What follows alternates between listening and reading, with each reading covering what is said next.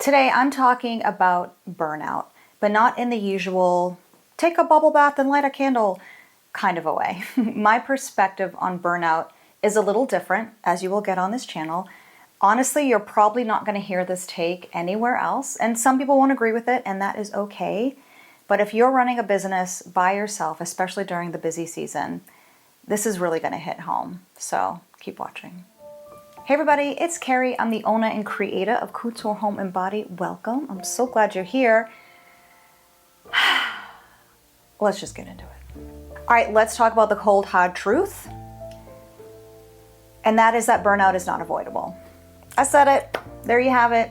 Okay, end of video. Just kidding. If you are doing everything alone, most of us are, I know that's not what most people want to hear because we're told burnout is something you can prevent with the perfect routine or the perfect system and setting boundaries, but real life simply does not work like that.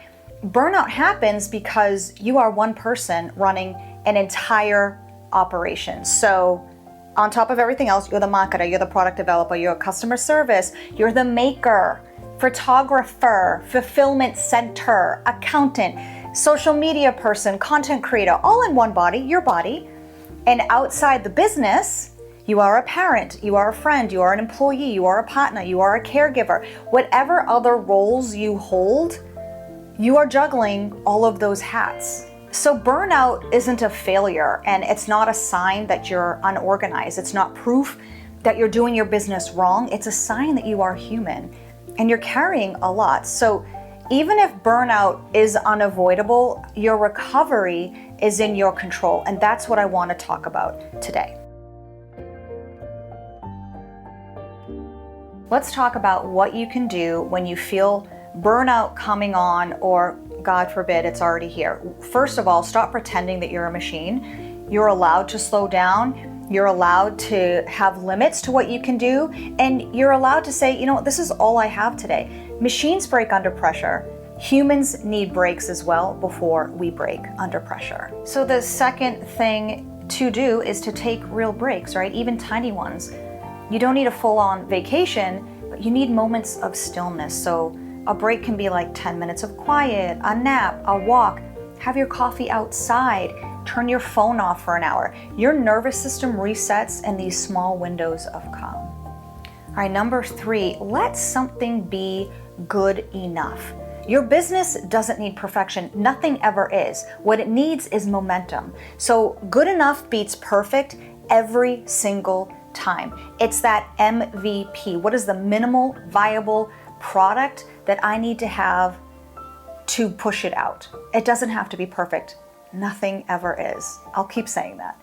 Nothing's ever perfect. And that has come up a lot in my most recent one-on-one coaching sessions is, oh, but it's not perfect. And I'm like, oh, you will not launch or you will not move forward if you are constantly striving for perfection.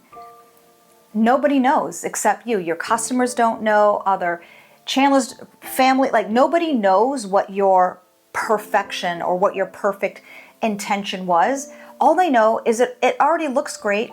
They know it's going to smell great, and they're there to buy your products. They're not there to be like, oh, it's not perfect. Like, what does that even mean? All right, y'all, this is a hard one. Delegate one thing. Doesn't have to be the whole thing. Just one task that drains you, whatever that is, delegate it. If it means having USPS or UPS come and pick up your packages, do that. It saves you a trip, right? Freeing up one task lifts a surprising amount of weight off your shoulders. No matter how big or small, it's going to feel huge once you take it off your plate. I want you to pen to paper this. Build what your bare minimum mode looks like. So your fallback plan when life gets chaotic, I want you to ask yourself what absolutely needs to get done. What can wait? What can be paused?